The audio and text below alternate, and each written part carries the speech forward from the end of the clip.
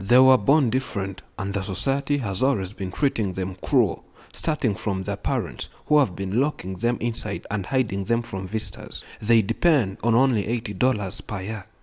Meet our friends Alphonse and Valentine. The worst moments are usually followed by the most beautiful silver linings. You have to stay strong. Remember to keep your head up and remain hopeful. Everyone has inside them a piece of good news. The good news is that you don't know how great you can be, how much you can love, what you can accomplish, and what your potential is.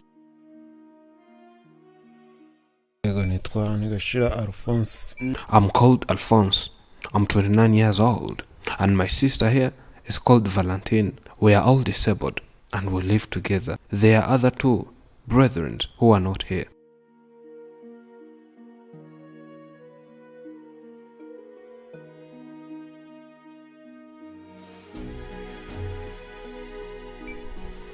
naravutse nibona gutya kubyakira urabona ibintu byangoye. I was born and found myself this way. It was so hard for me to accept that I was born this way.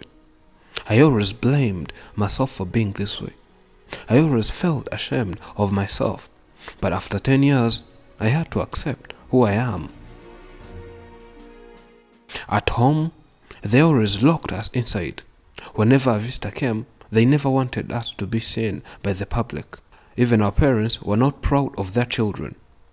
We were always put out of the society. By then, I feared people, and I would see other normal people and run away.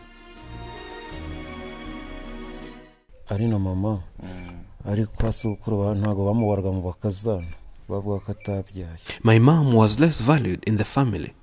They considered her as someone who never produced, just because he produced us like this. They never considered us to be complete people. They would say that we are half people. This brought disharmony in the family, that the family elders chased my mom away from the family. They accused her of producing half children, and they advised Dad to bring another wife who can produce complete people. But by God's mercy, that never happened. We grew up, but still we are considered useless in the family. No one respects us. They always say that we won't make it in life. They discourage us each and every day, but we know one day we will make it. As long as we still breathe, we believe everything will be alright. It's just a matter of time. The families have always treated us cruel, very cruel. They even went and bewitched our mother. We were harassed by the family until we would not withstand that and decided to go and came to this house. But affording what to feed on here is very difficult.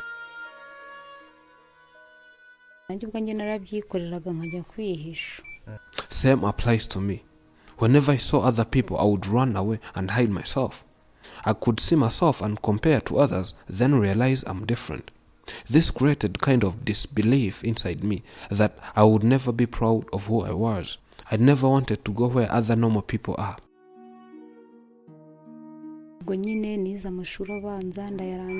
I went to school and studied and completed my primary school and joined high school.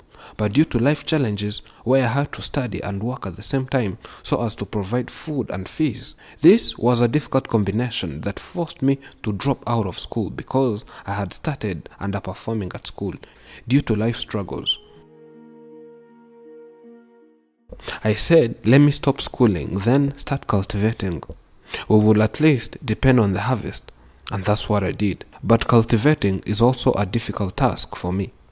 Getting a hoe and start digging requires so much energy and time. The stones sometimes hurt and scratch me in the knees. That makes even doing some home activities here like mopping more difficult.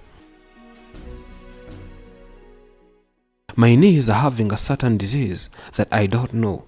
I went to the hospital, but doctors never scanned me. I was only given some medicines, but my knees are always painful. Doctors gave me some medicines to relieve the pain. They also urged me to stop making any movement, but I can't stop going. But I think the issue lies inside the muscles somewhere. Nabashije kwiga ariko urumva nize nkuze. I also went to school, but because I attended my first class when I was a bit older, it became too complicated for me. Plus, whenever I thought of other youth of my age, I could see them achieving a lot, and in addition to the family issues where parents were always quarreling. All of this would come to my mind and make it harder for me to be attentive during a certain lesson. Due to my disability, when joining my primary, I was not able to write from P1 up to P3. I could only memorize each and everything. I had to cram each and every lesson, but later in P4, there was a teacher who was trained in teaching the disabled. He came and taught me how to write, starting from A, B, C, D, and so on. From there, I started learning how to hold a pen and write. It never took me too long to start writing because of the will and courage I had. But there are some letters like M and W that were so hard for me to write.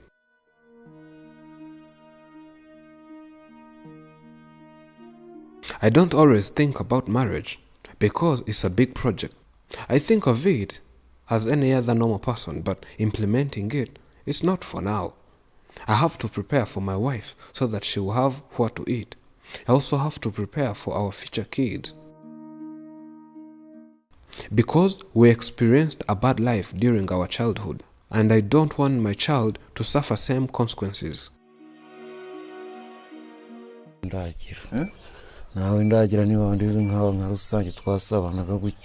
don't even have a lover whom I can get married to. Ever since long ago, I have never had a girlfriend. Most people, especially girls, feared me because I'm always a quiet person. I'm not a guy who likes joking around. If I get a certain piece of land, I'll start dating some girls. I'll at least be having the base. Then I'll try and have a house because I can't bring a woman here in this house. This is not someone's private house. I'll first get my own house, then bring a wife.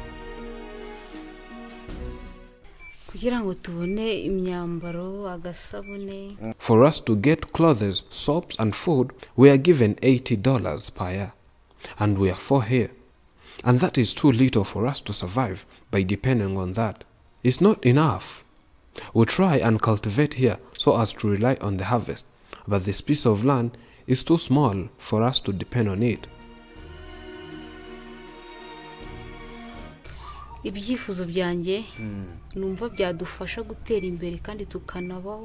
One of my wishes that can help us develop is that we can be given capital, then establish some business.